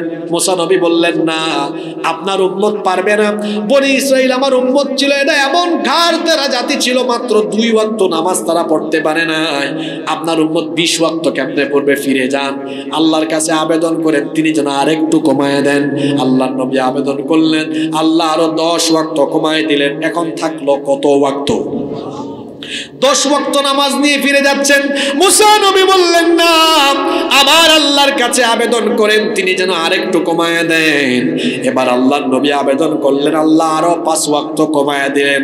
এখন থাকলো কত ওয়াক্ত? আল্লাহর নবী 5 ওয়াক্ত নিয়ে ফিরে আসতেছেন। মুসা নবী বললেন, 5 ওয়াক্ত অনেক বেশি, আমার উম্মত তো 2 ওয়াক্ত আদায় করতে পারে নাই। আপনি আল্লাহ তাআলাকে বলেন তিনি যেন আরেকটু কমান। আল্লাহর নবী বললেন, এতবার গেলাম, এখন আর যাইতে মন মানতেছে না, লজ্জা লাগতেছে, আমি আর যেতে পারবো না। 50 থেকে আল্লাহ 5 ওয়াক্ত কমায় দিয়েছেন। শুনেন, আল্লাহর নবী যদি আবার আল্লাহর কাছে আবেদন করতেন, আল্লাহ কমায়া দিতেন কি দিতেন না? অবশ্যই আল্লাহ কমাতেন, কারণ নবী আল্লাহর কাছে কোনো কিছু চাইলে আল্লাহ সেটা ফিরাইয়া দেন। কিন্তু নবীজির লজ্জায় আর জান নাই, কোথায় 50 আর কোথায় 5, 45 ওয়াক্ত কমায়া দেওয়া হলো। আল্লাহর নবী বললেন, হে আল্লাহর নবী মুসা, আমি আর যাব না, আমার শরম লাগতেছে, 5 ওয়াক্ত নিয়ে আমি চলে যাচ্ছি। আল্লাহ তাআলা তখন বললেন, ও নবী 5 ওয়াক্ত নিয়ে যাচ্ছেন, কিন্তু মন খারাপ কইরেন না, দিয়েছিলাম 50 ওয়াক্ত, কমাতে কমাতে এখন দিলাম 5 ওয়াক্ত।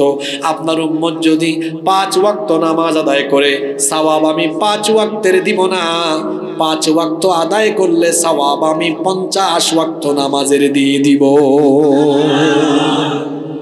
নবীজি ফিরে আসলেন ফজরের আগেই। শুনতেছেন আপনারা? এতক্ষণ কি ওয়াজ শুনছেন আল্লাহই জানে, কিন্তু এখন ভালো করে শুনুন। নবীজি ফিরে আসলেন ফজরের আগেই ফিরে আসলেন। পরের দিন আবু জাহেল নবীজির সামনে আসছে। নাম কি? আবু জাহেল বলতেছে, সে এসে বলল, মুহাম্মদ, আমরা বলি সাল্লাল্লাহু আলাইহি ওয়াসাল্লাম, আচ্ছা তুমি তো প্রতিদিন নতুন নতুন কথা শোনাও, আজকে কি কোনো নতুন সংবাদ আসে নাকি? অর্থাৎ নবীজির কাছে আয়াত নাজিল হয়, নতুন নতুন আয়াত বা সূরা শোনান, এটাকে সে বলতেছে আর কি, তোমার কাছে তো ডেইলি নতুন নতুন সংবাদ শোনা যায়, আজকে কি সংবাদ আসছে? নবীজি বললেন, আজকে বড় আশ্চর্যজনক এক খবর আমার কাছে আছে। আবু জাহেল তো অবাক, আশ্চর্যজনক কেমন, কি হয়েছে? নবীজি বললেন, এই তো গত রাতে আল্লাহ আমাকে মক্কার এই যে মসজিদে হারাম থেকে ফিলিস্তিনের মসজিদে আকসায় নিয়ে গেলেন, ওখান থেকে আল্লাহ তাআলা আমাকে আবার 7 আসমান পাড়ি দেওয়ায়া, সিদরাতুল মুনতাহা পাড়ি দেওয়ায়া আল্লাহ একেবারে তার সান্নিধ্যে আমাকে নিয়ে গিয়েছিলেন। আপনারা বলতেছেন সুবহানাল্লাহ, আর আবু জাহেল বলতেছে, বলে কি এটা কিভাবে সম্ভব? আবু জাহেল বলল, সে বলল, মুহাম্মদ, আমরা বলি সাল্লাল্লাহু আলাইহি ওয়াসাল্লাম, মনে করছিলাম এতদিন তোমার মাথার তারটা ঠিক আছে, কিন্তু এখন যে হঠাৎ করে আজকে এত ঢিলা হইছে, নাউজুবিল্লাহি মিন যালিক, এটা কি করে হলো? আল্লাহর নবী বললেন, না, আমি যা বলেছি এটা সত্য। আবু জাহেল বলল, আচ্ছা শোনো, তুমি আমাকে যা বললে আমি আজকে আর কোনো জুরাতালি দিব না, কোনো প্রকার জুরাতালি না দিয়ে হুবহু এই ঘটনা আমি কি মক্কার মানুষদেরকে বলবো? নবীজি মনে মনে বললেন, বললে তো ভালোই হয়, কারণ আমার সবার কাছে যায় যে ঘটনা বলতে অনেক লম্বা সময় লাগবে, তার চেয়ে আমার কাছে তুই বললে তো আরো ভালো। নবীজি বললেন, হ্যাঁ অবশ্যই তুমি মক্কার সবাইকে এই ঘটনা বলো। আবু জাহেল বলল, সত্যি বলবো? খুব খুশি হয়ে বলতেছে, কারণ আবু জাহেল ভেবেছিল এই ঘটনা সবাইকে বললে সবাই নবীজিকে আরো বেশি পাগল বলা আরম্ভ করবে। নবীজি বললেন, বলো, যাও। আবু জাহেল চিন্তা করলো, এই খবরটা সবার আগে মুহাম্মদ, আমরা বলি সাল্লাল্লাহু আলাইহি ওয়াসাল্লামের বন্ধুর কাছে, আবু বকর রাদিয়াল্লাহু আনহুর কাছে দেওয়া দরকার, কারণ দুই বন্ধুর মধ্যে পেছ লাগাইতে পারলে ফায়দা আছে না নাই? সে বলল, অন্যদের কাছে খবর দিব, পরে আবু বকরের কাছে দৌড়ে গেছে, গিয়ে বলতেছে, আবু বকর, তোমার বন্ধু আমাকে কি বলেছে জানো? আবু বকর রাদিয়াল্লাহু আনহু বলছেন, কি ব্যাপার আবু জাহাল, কি বলেছেন? আবু জাহেল হুবহু এই ঘটনা শোনানোর পরে আবু জাহেল ভাবছে, আজকে তো আবু বকর রাদিয়াল্লাহু আনহু ফায়ার হয়ে যাবে। আবু বকর রাদিয়াল্লাহু আনহু নীরব হয়ে আবু জাহেলের কাছ থেকে হুবহু এই ঘটনা শুনলেন। শোনার পরে বলতেছেন, আচ্ছা আবু জাহেল, তুমি যে বললা এখানে জোড়াতালি দাও নাই তো? কয় না। কয়, যা বলছো সব কি সত্যি? আবু জাহেল মনে মনে খুশি, বুঝছি মনে হয় ফায়ার করায় দিচ্ছি। আবু জাহেল বলল, হ্যাঁ অবশ্যই যা বলেছি সব সত্যি, এভাবেই তিনি বলেছেন। আবু বকর রাদিয়াল্লাহু আনহু বললেন, যদি রাসূল এভাবেই বলে থাকেন, রাসূল একদম সত্য বলেছেন, একটা কথাও মিথ্যা না, আমি সব কথার উপরে ঈমান আনলাম। আবু জাহেল কয়, কারবার কি দেখছো? আবু বকর রাদিয়াল্লাহু আনহু দৌড়ে গিয়েছেন নবীর কাছে। নবীজি আবু বকর রাদিয়াল্লাহু আনহুকে দেখে বললেন, আবু বকর, তুমি কি ইসরা আর মেরাজের কথা শুনে ফেলছো নাকি? তিনি বললেন, হ্যাঁ ইয়া রাসূলুল্লাহ, আমরা বলি সাল্লাল্লাহু আলাইহি ওয়াসাল্লাম শুনে ফেলছি। নবীজি বললেন, তোমার মতামত কি?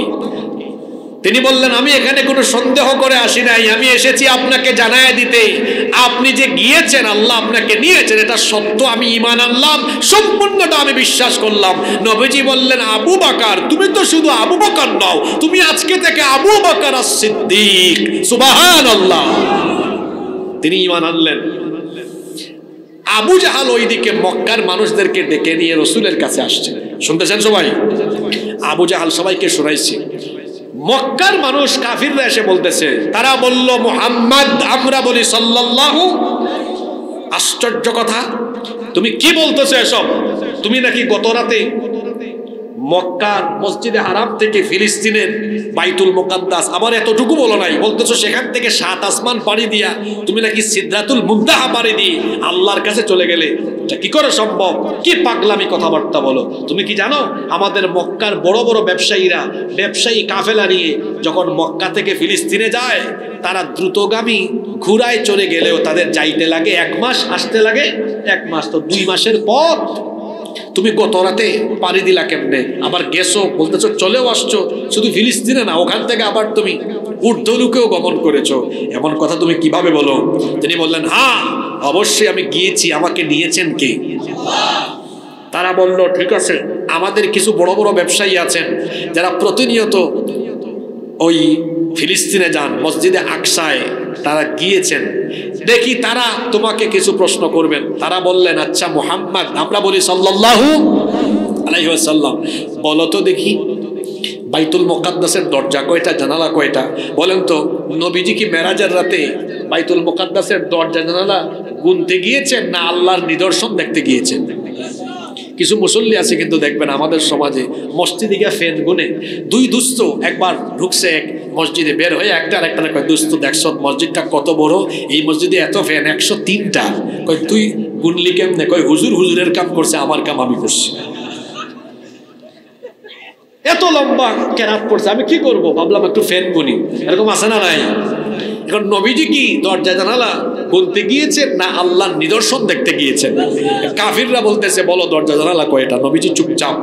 কাফিররা বলতেছে, এই তো ধরা খাবে এখন। আল্লাহ তার নবীকে বলেন, ও নবী, চিন্তার কারণ নাই, আমি আপনার চোখের সামনে এখন আবার বাইতুল মুকাদ্দাস তুলে ধরবো। আল্লাহ যখন নবীর চোখের সামনে বাইতুল মুকাদ্দাস তুলে ধরলেন, নবীজি শুধু দরজা জানালা নয়, কোন জায়গায় কয়টা ইট আছে, পাথর আছে, তারও বর্ণনা দিয়ে দিলেন। কিন্তু এই কাফির বেঈমানের দল এটা শোনার পরেও আমরা এটা বিশ্বাস করি না, আমরা এটা বিশ্বাস, ওই সুবহান শব্দের ব্যাখ্যা বাকি আছে না? আচ্ছা, আমাদের এই যুগ হলো বিজ্ঞানের যুগ। কিসের যুগ? আগে আমার বাপ চাচারা বিদেশে থাকতেন, বাবা থাকতেন দেশে, চাচারা সব বিদেশে। ছোটকালে যখন স্কুলে পড়তাম দেখতাম যে বাড়ি থেকে আব্বা দাদি চিঠি লিখতেন, চিঠি পোস্ট অফিসে ওইটা দিতেন, ওইটা যাইতো, অনেক দিন পরে আবার আরেকটা চিঠি রিপ্লাই আসতো। চিঠির যুগ ছিল না, কেউ মারা গেলে ওই খবর বিদেশের মানুষ পাইতো কয়েকদিন পরে। যদিও অনেক জায়গায় টিএনটি ছিল, টিএনটি ফোন ছিল না, এরপরে তো এই বাটন ফোন আসতো, মানুষ বাড়িতে এনটি না লাগাইয়া ফোন ব্যবহার করতো, তাই না? আচ্ছা, তখন মানুষ চিঠি লিখতো। এখন কি আর চিঠি লাগে? না, একজন আরেকজনকে সরাসরি দেখে দেখে কথা বলতে পারে। এখন প্রযুক্তির যুগ, বিজ্ঞানের যুগ। স্কুল কলেজে পড়ে ইসলাম সম্পর্কে, কোরআন হাদিস সম্পর্কে কম জানে, এরকম অনেক ব্যক্তি বলতে পারে, এই যে হাসিবুর রহমান হুজুর 1.5 ঘন্টা 2 ঘন্টা সময় এই একটা কাহিনী বলে চলে গেল, এটা কি আশ্চর্যজনক কথা, উনি কি বলে, ওনার মাথা নষ্ট। বলতেছে মসজিদে হারাম থেকে মসজিদে আকসা, এক দেশ থেকে আরেক দেশ, তারপরে ওখান থেকে 7 আসমান পাড়ি দিয়ে সিদরাতুল মুনতাহা ভেদ করে আবার নাকি চলে গেছে আল্লাহ তাআলার কাছে। আশ্চর্যজনক কথা। আমাদের বিজ্ঞান তো, আধুনিক বিজ্ঞান তো প্রথম আসমানেও যেতে পারে নাই। প্রথম আসমানের নিচের যে মহাশূন্য, এর সামান্য অংশ পর্যন্ত যারা তাদের গবেষণা চালিয়ে যেতে পেরেছে, সামান্য অংশ পর্যন্ত তাদের গবেষণা গিয়েছে। কতটুকু গিয়েছে? আমার দিকে তাকান। এই যে পৃথিবী, আমরা যেখানে বাস করি, এটা সৌরজগতের একটা গ্রহ, ছোট্ট একটা গ্রহ। এর বাইরে আরো গ্রহ আছে না নাই? আমাদের সৌরজগতের কেন্দ্রে অবস্থিত সূর্য, এই সূর্য হলো পৃথিবীর চাইতে 13 লক্ষ গুণ বড়, অর্থাৎ 13 লক্ষ পৃথিবীকে সূর্যের ভেতরে ঢুকায় দেওয়া যাবে। আল্লাহু আকবার।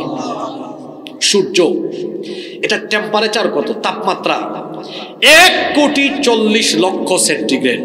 আজকে দিনের বেলা এখানে কত ছিল জানি না, চট্টগ্রামে 27 ডিগ্রি ছিল। কত ডিগ্রি? কিন্তু সূর্যের কাছে আছে কত? 1 কোটি। এটা আমার কথা না, গুগলে সার্চ করবেন, উইকিপিডিয়াতে পাবেন, বিজ্ঞানীদের কথা এটা। 1,40,00,000 সেন্টিগ্রেড। পাইছেন কত আজকে? কথা বলেন না, কত? আপনারা বলবেন হুজুর বাকিটা গেল কোথায়? সূর্যের আলো পৃথিবীতে আসতে সময় নেয় 8 মিনিট 10 সেকেন্ড, সরাসরি আসতে পারে না। ওই বায়ুমণ্ডলে আল্লাহ অনেকগুলো ফিল্টার বা স্তর সৃষ্টি করে রেখেছেন। বিজ্ঞান যার নাম দিয়েছে ট্রাপোস্ফিয়ার, স্ট্রাটোস্ফিয়ার, আইনোটোস্ফিয়ার, এক্সোস্ফিয়ার, এ ধরনের অনেক ফিল্টার আছে।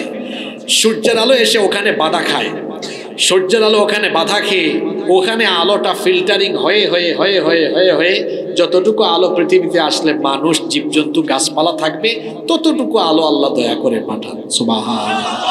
কিন্তু সূর্যের কাছে আছে কত? 1,40,00,000,000। আচ্ছা, এই যে আমাদের মোমবাতির আগুন আছে না, মোমবাতির আগুন, এটা তাপমাত্রা কত জানেন? 1000 ডিগ্রি। কত ডিগ্রি? ওই যে কেরোসিন দিয়ে কুপিবাতি জ্বালায় না, কুপিবাতি, চেরাগ, আপনারা কি বলেন? চেরাগ, এটার তাপমাত্রা হলো 1300 ডিগ্রি। আর লোহাকে যে আগুনে গলানো হয়, লোহাকে যে আগুনে গলানো হয়, অর্থাৎ যে আগুনে লোহা দিলে লোহা কি হয়? গলে যায়। ওই আগুনের তাপমাত্রা হলো 1538 ডিগ্রি। 1500। এখন আধুনিক যুগের ছেলেরা বলবে 1538 ডিগ্রি আগুনের মধ্যে লোহা দিলে লোহাই থাকে না। আর মানুষ তিনি কিভাবে সূর্য 1,40,00,000 সেন্টিগ্রেড এই তাপমাত্রাকে ভেদ করে উপরে উঠা তো অসম্ভব, জলে পুড়ে ছাই হয়ে যাওয়ার কথা। নবীজি উঠলেন কেমনে? শুধু কি সূর্য, মহাশূন্যে সূর্যের চাইতে আরো বিরাট বিরাট দানবাকৃতির সৃষ্টি আছে না নাই? যে সূর্য পৃথিবীর চেয়ে 13 লক্ষ গুণ বড়, ওই সূর্যের চাইতে আরো বিরাট বড় হলো মহাশূন্যে অবস্থিত এক একটা গ্যালাক্সির ভেতরে থাকা তারকারাজি। এক একটা তারকা এত বড়। অ্যাস্ট্রোনমি ম্যাগাজিন একটা আর্টিকেল বের করেছে, আধুনিক বিজ্ঞানের সর্বশেষ আবিষ্কৃত যে তারকা, অর্থাৎ তারা তাদের আবিষ্কৃত যন্ত্রপাতি দিয়ে সর্বশেষ যে তারকা পর্যন্ত তারা যেতে পেরেছে, এটার নাম তারা দিয়েছেন YU স্কুটি। আধুনিক বিজ্ঞান বলছে আমাদের সর্বশেষ গবেষণায় প্রাপ্ত এই তারকা হলো সূর্যের চাইতে আরো 500 কোটি গুণ বড়। সুবহানাল্লাহ কইতে পারলেন না? সূর্য পৃথিবীর চেয়ে 13 লক্ষ গুণ বড়। আর তারা এখন পর্যন্ত যতটুকুতে গেছে পাইছে সূর্যের চেয়ে আরো 500 কোটি গুণ বড়। এর চেয়ে বড় তারকা মহাশূন্যে নাই, আছে কিন্তু বিজ্ঞান যেতে এখনো পারে নাই। মহাশূন্যে অজস্র গ্যালাক্সি রয়েছে, আর এক একটা গ্যালাক্সির ভেতরে বিলিয়ন বিলিয়ন তারকারাজি রয়েছে। এই তারকার চাইতে বড় কিছু কি আল্লাহর মহাশূন্যে নাই? সেটার নাম হলো ব্ল্যাক হোল। ও আমার যুবক ভাইয়েরা, বিজ্ঞান মনস্ক কেউ এখানে যদি মেরাজ নিয়ে আপত্তি করেন, আমি বলছি আপনার বিজ্ঞান 100 বছর আগে ব্ল্যাক হোলের কথা বলেছে, আর আল্লাহর কোরআনে এই ব্ল্যাক হোলের কথা আরো 1500 বছর আগে বলা হয়েছে। আলেমরা এখানে আছেন, কোরআনের মজা বুঝবেন। ফালা উকসিমু বিমাওয়াকিআন নুজুম, মাওয়াকি' ওয়াহিদ না জমা? জমা। মাওকি' এর বহুবচন হলো মাওয়াকি', নুজুম জমা, নজম হলো এক বচন, নাজমুন এক বচন, বহুবচন নুজুম। আল্লাহর শব্দ চয়নের নমুনা দেখেন। ফালা উকসিমু বিমাওয়াকিআন নুজুম, শপথ ওই জায়গার যেখানে নক্ষত্র নয়, নক্ষত্র সমূহ যেখানে এসে যে মাওয়াকি' অর্থাৎ যে ব্ল্যাক হোল সমূহের ভেতরে খসে পড়ে যায়। সুবহানাল্লাহ। আপনার বিজ্ঞান যখন আবিষ্কার হয় নাই তখনও এই বিজ্ঞানের তথ্যটা কোরআনে দিয়েছেন কি? আপনি বলবেন হুজুর 1,40,00,000 সেন্টিগ্রেড সূর্য, এর চেয়ে আরো বড় বড় তারকা, তার চেয়ে বড় ব্ল্যাক হোল, এত কিছু পাড়ি দিয়া উপরের দিকে উঠলেন কেমনে? আমাদের তো নবচারীরা নবযান নিয়ে যখন উপরে যায় পিঠের মধ্যে অক্সিজেনের সিলিন্ডার নিয়ে যায়, কারণ যত উপরে উঠবেন অক্সিজেন তত কমতে থাকবে। বিজ্ঞান বলছে 52 মাইলের পরে বায়ুমণ্ডলে আর কোনো বায়ু নাই। উপরে উঠলে তারা অক্সিজেনের সিলিন্ডার নিয়ে উঠে। তো আমাদের নবী 1500 বছর আগে এত উপরে উঠলেন, কয়টা সিলিন্ডার নিয়ে উঠছেন? কিভাবে তিনি গেলেন? আপনার মনে অনেক প্রশ্ন আসতে পারে যে এটা আসলেই কি বিজ্ঞানসম্মত বাস্তবিক কথা, এত উপরে নবীজি গেলেন কেমনে? শোনেন তাহলে, সবকিছু আপনার জ্ঞান বুদ্ধি বা আপনার মতো হবে বিষয়টা এমন নয়। মাঝে মাঝে আপনার কাছে যা অসম্ভব আল্লাহর কাছে তা। কয়েকটা উদাহরণ দেই। আগুন মানুষকে রাখে না, জ্বালায়। কথা তো বললেন না, জোরে বলেন। কিন্তু ইব্রাহিম আলাইহিস সালামকে নমরুদ ফেলেছে আগুনে, আগুন পোড়াতে পারে নাই। ওই আগুন থেকে ইব্রাহিম নবীকে হেফাজত কি? ইব্রাহিম আলাইহিস সালাম বৃদ্ধ কালে তার নাতি নাতনিদের সাথে একবার গল্প করতেছেন, বলতেছেন আল্লাহ তো আমাকে অনেক লম্বা হায়াত দিয়েছেন, প্রায় 250 বছরের মতো হায়াত পাইছেন। তিনি বলতেছেন আল্লাহ তো আমাকে এত লম্বা হায়াত দিলেন, আমার জীবনের প্রশান্তির দিনগুলোর মধ্যে সবচেয়ে প্রশান্তির দিন ছিল যখন নমরুদ আমাকে আগুনে ফেলেছিল। সেটা ছিল সবচেয়ে শান্তির এবং আরামদায়ক সময়। সুবহানাল্লাহ। আমার আপনার জ্ঞান বলে আগুন পুড়ায়, আর আল্লাহ তাআলা এই অসম্ভবকে সম্ভব করে দিয়েছেন তার কুদরতে। সুবহানাল্লাহ। ইউনুস নবী মাছের পেটে ছিলেন কতদিন? জোরে বলেন। 40 দিন। খাবার খাইছেন? জোরে বলেন, খাবার খাইছেন? সাগরের তলায় মাছের পেটের ভেতরে 40 দিন। আমাদের জ্ঞান বলে বাঁচা অসম্ভব, কিন্তু ইউনুস নবীর বাঁচা সম্ভব করে দিয়েছেন কে? তাহলে আমার আপনার জ্ঞান বিবেক বুদ্ধিতে যেটা অসম্ভব, ওইটা আল্লাহর কুদরত দিয়ে সম্ভব বলে আল্লাহ শব্দটা, আয়াতটা শুরুই করেছেন আশ্চর্য সূচক এবং কুদরতি শব্দ দিয়ে, সুবহান। শোনো, এই সফর এমন এক সত্তা করাচ্ছেন যার কোনো দুর্বলতা নাই, যার কোনো ত্রুটি নাই, যার কোনো অক্ষমতা নাই। যিনি দুর্বলতা অক্ষমতা থেকে সুবহান মুক্ত সুমহান, সেই বিরাট বড় সত্তা, তিনি তার বান্দাকে এই সফরে নিয়েছেন যার কোনো ত্রুটি অক্ষমতা দুর্বলতা নাই, সবকিছু তার হুকুমে চলে। আল্লাহু আকবার। এখন আপনারা আমাকে বলেন, আল্লাহ তার নবীকে নিয়ে যাবেন, এখানে আল্লাহর কুদরতে আল্লাহ যা চাইবেন তা হবে কি হবে না? জোরে বলেন, হবে কি হবে না? সর্বশেষ একটা তথ্য আপনাদেরকে দেই, ভালো করে শোনেন। যদি আল্লাহ তাআলা তার নবীকে এত উপরে সফর না করাতেন, এই 2025 সালে আমেরিকান নাসার বিজ্ঞানীরা কি বলতো জানেন? ইসলাম ধর্মের নবী মুহাম্মদ সাল্লাল্লাহু আলাইহি সাল্লামের চাইতে আমরা শ্রেষ্ঠ, কারণ উনি দুনিয়ায় ছিলেন, শুনছি অনেক মুআজিজা দেখাইছেন, কিন্তু উনি কি আমাদের মতো হতে পারছেন? আমরা তো চাঁদের দেশে গিয়েছি, আমরা মহাশূন্যে সফর করছি। সবার মুখে আল্লাহ আগে থেকে 1500 বছর আগে তালা লাগাই দিয়ে রেখেছেন, তুরা যাবে প্রথম আসমানের নিচের মহাশূন্যের সামান্য জায়গায়, আর আমার নবীকে আমি প্রথম আসমানের নিচের মহাশূন্য নয়, 7 আসমান, তার উপরে সিদরাতুল মুনতাহা পাড়ি দেওয়া এমন জায়গায় আমার নবীকে আনছি, কিয়ামত পর্যন্ত পৃথিবীর একটা মানুষ ওই জায়গায় যাওয়ার কোনো যোগ্যতা রাখবে না। এজন্য আমার নবীকে সফর করিয়েছি, যাতে আমার নবীকে তামাম দুনিয়ার সকল মানুষের উপরে আমি শ্রেষ্ঠত্ব দান করতে পারি। সুবহানাল্লাহ। তাইলে মেরাজের এই ঘটনা যদি না ঘটতো, আমার নবীর শ্রেষ্ঠত্ব প্রকাশ হতো না। আমার নবীর শ্রেষ্ঠত্ব প্রকাশের জন্য আশ্চর্যজনক, বিস্ময়কর, অলৌকিক এই ঘটনা যিনি ঘটিয়েছেন, জোরে বলেন তিনি কি? সেই আল্লাহ বলছেন, এবার আমার সাথে মহব্বতে পড়েন, সুবহানাল্লাযী আসরা বিআবদিহি লাইলাম মিনাল মাসজিদিল হারামি ইলাল মাসজিদিল আকসা আল্লাযী বারাকনা হাওলাহু লিনুরিয়াহু মিন আয়াতিনা ইন্নাহু হুয়াস সামিউল বাসীর।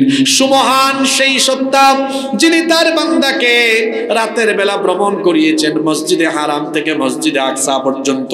অন্যান্য আয়াত আর হাদিস থেকে পেলাম, সেখান থেকে আবার ঊর্ধ্বাকাশে তার হাবিবকে যিনি গমন করিয়েছেন তিনি কি? কেন?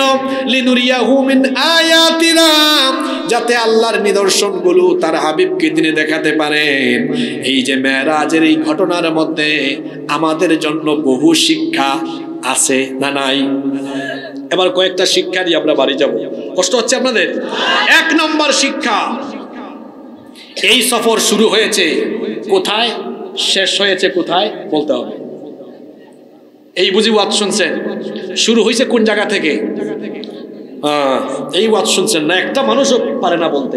শুরু হয়েছে মসজিদ থেকে। শুরু হয়েছে কি থেকে? শেষ হয়েছে কোথায় এটাও বলতে পারে না। শেষ হয়েছে কোথায়? উনি আবার ফিরে আসছেন কোথায়? মসজিদে। মেরাজের প্রথম শিক্ষা হলো, সফরটা শুরু হয়েছে মসজিদ থেকে, শেষও হয়েছে মসজিদ থেকে। আমাদের সম্পর্ক হবে মাজারের সাথে না মসজিদের সাথে? জোরে বলেন, কিসের সাথে? মসজিদের সাথে। হ্যাঁ, একটা হাদিস আছে না, 7 শ্রেণীর মানুষকে আল্লাহ আরশে আজিমের ছায়ার নিচে জায়গা দিবেন। একটা শ্রেণী কারা?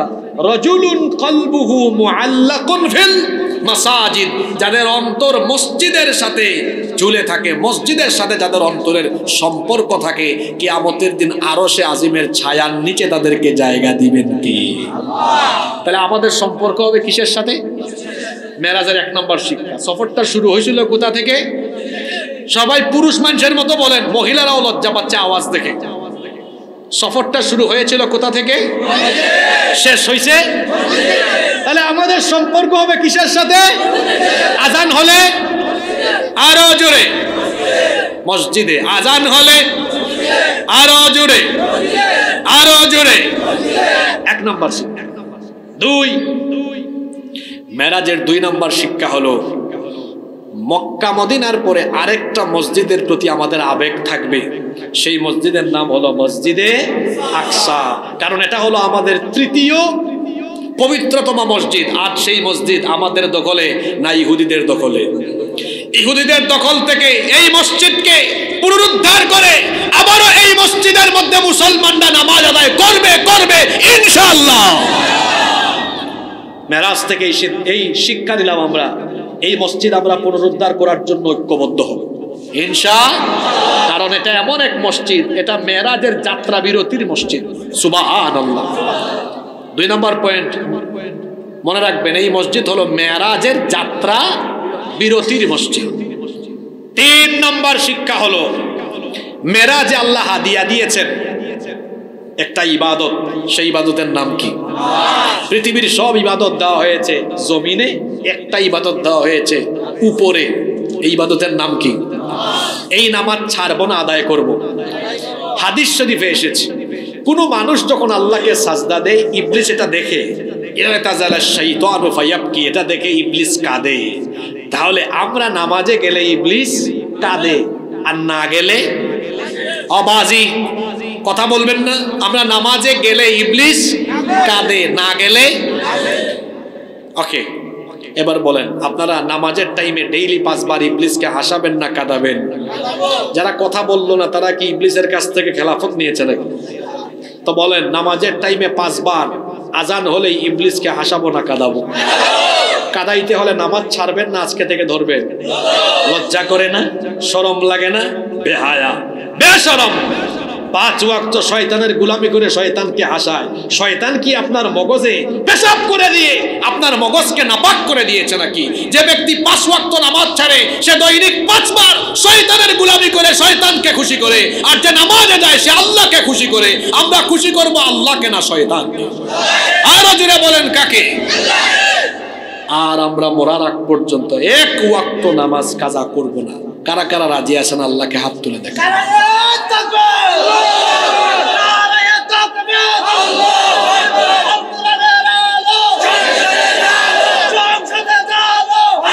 সংসদে জ্বালায়েন, পরে আগে নিজের অন্তরে জ্বালান। সংসদেও জ্বলতে হবে ইনশাআল্লাহ। আমরা তো সবাই মুসলমান, এটা আমরা সবাই চাই, কিন্তু আগে কোথায়? নিজের অন্তরে, নিজের হৃদয়ে। শিক্ষাগুলা মনে রাখবেন। দেখি তো কে মনে রাখছেন? সফর শুরু হয়েছিল কোথায়, শেষ হয়েছে? আমাদের সম্পর্ক হবে আরশে আজিমের ছায়ার নিচে জায়গা দিবেন কে? 2 নম্বর শিক্ষা কি বলেছিলাম? আমাদের একটা প্রাণের মসজিদ আছে, এটা পুনরুদ্ধারের জন্য আমরা সচেষ্ট হব। মসজিদে 3 নামাজ আমরা ছাড়বো। মেরাজের উপহার কি? জোরে বলেন, মেরাজের উপহার কি? রসুল মেরাজ করেছেন একবার। আল্লাহ রসুলের উম্মতকে হতাশ করেন নাই। আসসালাতু মিরাজুল মুমিনিন।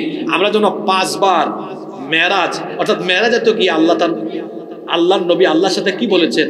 কথা বলেছেন। নামাজ কি? হাদিসে এসেছে নামাজ হলো আল্লাহর আর বান্দার কথা বলার জায়গা। আল্লাহ তার নবীর উম্মতকে হতাশ করেন নাই।